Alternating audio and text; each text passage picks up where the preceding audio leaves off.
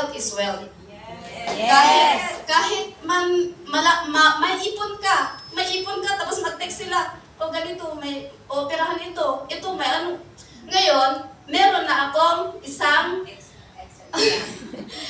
meron na akong isang idea, kasi karamihan sa atin, I'm very sure na yun ang ginagawa natin. Kapag nag-text ang pamilya natin, padala. Ang ginawa ko, hindi ako magpadala kasi baka ngayon, masakit kung ano yung masakit, bukas wala na. Di yung pinadala mong pera, wala na. Goodbye. Ang ginagawa ko ngayon, okay ngayon, ito ang solusyon. Padalhan kita ng product. Yes. Diba? Yun talaga ang ginawa ko. Tapos, isa pa, parang pag maoperahan ka na naman. Maoperahan naman to. Ayaw ko. Alam mo, alam nyo, grabe, something saved my life 3 times. Pero hindi ko siya ngayon. Tsaka na lang pag hindi kasi walang time. Anyway, kaya ako nagkaroon naging ED dahil sinare ko din yung product. At saka hindi ko naman inaasahan na may mag-member pala. No? So, yun lang naman ang umpisa. Next time, aayusin ko magsalita kasi kinakabahan ako. Thank you so much. Sabi ni Mr. Benita, wala daw siyang masasabi, di ba? Pero ang dami nasabi, gano'n. Ganun yun. Ang dami nasabi. Ganun yun talaga kapag kinakabahan sa una, pero pag nasa harapan ka na, hindi ka na mapipigilang magsalita. And ang ganda talaga ng produkto natin yun eh. Yun yung reason, paano niya nakuha pagiging executive director. Kasi she never stopped sharing the product. And next, hindi na siya titigil ng pag-share ng magandang opportunity, di ba? Because the truth is, the reason why we're here in SG, in Singapore, and talaga nagsasacrifice tayo away from our family is because we need to earn. And ang ganda ng strategy niya, di ba? Hindi niya pinapadala yung pera. Instead, pinapadala niya yung produkto to make sure na magagamit ng family niya.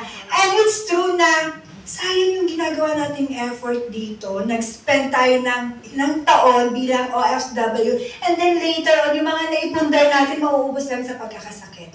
So, but we need to start it with ourselves, diba? Huwag natin tipirin yung sarili natin. Reality yung iba dito, halos 90% pinapadala yung income sa Philippines. And sometimes, tinitipid na lang yung paggamit natin ng produkto. Bakit? Kasi nangihinayang. Bakit kayo nangihinayang? You are a business owners. So, for us to easily share our products and a good opportunity, dapat tayo isa tayo sa mga user. No? Ako po? So, gusto niyo po bang makarinig ng isa pang tao na mag-share kung paano niyo na-achieve ang pagiging executive director? Yes. Excited pa? Okay, so, tawagin po natin yung last, si Miss Vivian Canape. Ayan, Miss Vivian Canape. Parang palagi tinatawag to dito, yung daming awards, no? Ayan. Unexpected. Ako, ganun talaga yun. Kahit ako dati, hindi ko rin na-expect yung mga na-receive kong awards. Hello, good afternoon everyone. Good evening, good morning sa lahat. Okay. Thank you po sir sa our board of directors natin na pumunta dito. Thank you so much sir. Thank you kay Ma'am Joy D. At sa lahat po, unang-una po pinapasalamatan ng God.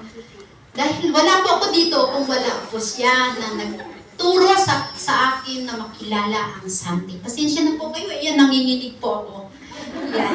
It's my first time. Siguro kung hindi ko po nakilala ang Santi Partnership Program, wala po ako dito sa harapan ninyo na naghahayag kung paano po na i-work out ang Santi Partnership Program. Yes, indeed po, na kahit patago po ako, nagsi-cellphone, nagpe-Facebook, nagawa ko po ang nakapag-invite. And thank you pala sa aking mga leaders dahil sila po ay nagtiwala sa akin na naging part ko at nakamit ko itong PING Executive Director. I am, magpakilala po ako muna bago pa pala ako continue. I am Vivian Canapi from Tuguegarao City, Cagayan. Yeah, I am ngayon currently ng executive director dahil po sa talagang pinagtiisan ko, pinagtiyagaan ko, talagang nag-focus ako sa dedication ng Sante Partnership Program dahil gusto kong makamit at ma-achieve ang aking goals kahit patago sa pagsasalpon using Messenger and Facebook. Yes, laging nasa toilet. Pero sa awa ng Diyos, nagagawa ko po. Nagawa ko dahil alam ko ang Sante products natin is super believe at saka nakakapagpagaling ng kahit ano. In my case po, para mag-testimony na rin po ako sa aking sarili dahil ako po ay may pinagdaanan last 2008.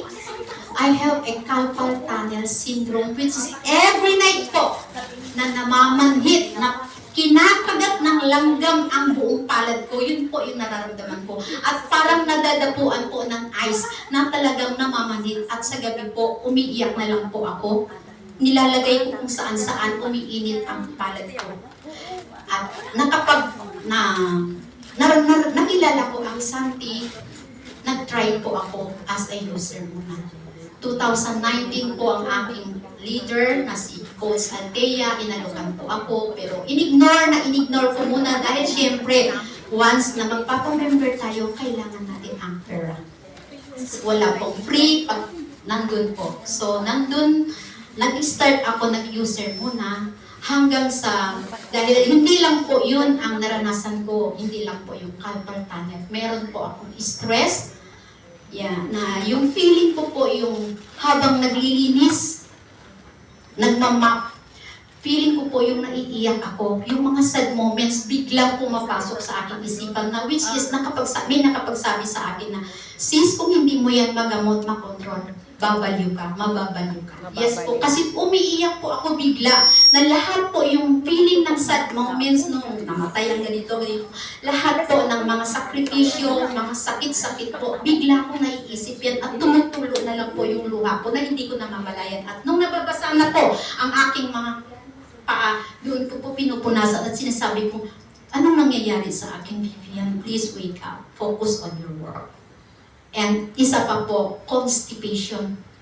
Ang constipation ko, 2 to 3 days pong hindi po ako nagdudumi. So parang napo-poison po. Pag parang natatay ako is parang nagle-labor ako. But nag-start ako ng user ng Sante Barley Juice, yun po ay napakalaking halaga. Parang yun po, kahit po lahat ng mga income ko, doon ko dinadala dahil yun, gumaling po ang aking constipation.